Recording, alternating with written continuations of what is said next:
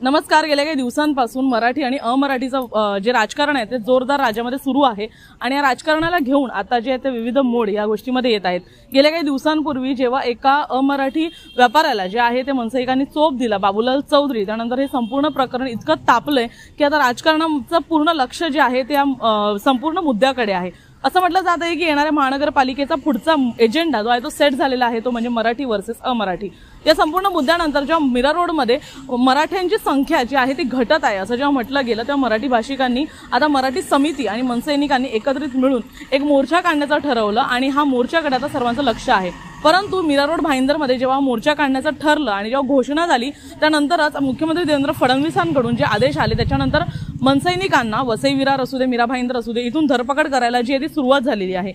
पालघर जिल्हा, ठाणे जिल्ह्याचे अध्यक्ष, मनसेचे अध्यक्ष अविनाश जाधव यांना देखील त्यांच्या घरातून अटक करण्यात आली आहे। या मोर्चाचं पूर्ण नेतृत्व ज्यांच्या हाताखाली होतं, मार्गदर्शन ज्यांच्या हाताखाली होतं, अविनाश जाधव यांना जेव्हा अटक करण्यात आली त्याच्यानंतर आता मोठा प्रश्नचिन्ह उपस्थित हा राहतोय की मीरा रोडमध्ये जे आहे ते आज मोर्चा होणार की नाही आणि जर होणार तर तो कोणत्या वातावरणात होणार आहे। कारण गेल्या काही दिवसांमध्ये ज्या काही घटना घडलेल्या आहेत त्याच्यामध्ये संजय निरुपम असू दे, नितेश राणे असू दे, त्यानंतर खासदार दुबे असू दे, यांच्याकडून जे काही आक्रोश व्यक्त केला जात आहे मराठी लोकांसाठी, त्यानंतर हे वातावरण अधिकच तापत गेलं आणि अविनाश जाधव यांनी स्पष्टपणे असं म्हटलं होतं आपल्या माहितीमध्ये की असं नाही की जे मराठी आहेत परंतु जे मराठीला मानतात, ज्यांचं मराठीवर प्रेम आहे, अशा लोकांनी देखील या मोर्चात सहभागी व्हा, जेणेकरून मीरा रोडमध्ये मराठी लोकांची संख्या किती आहे हे लोकांना आणि या महाराष्ट्राला समजून येईल।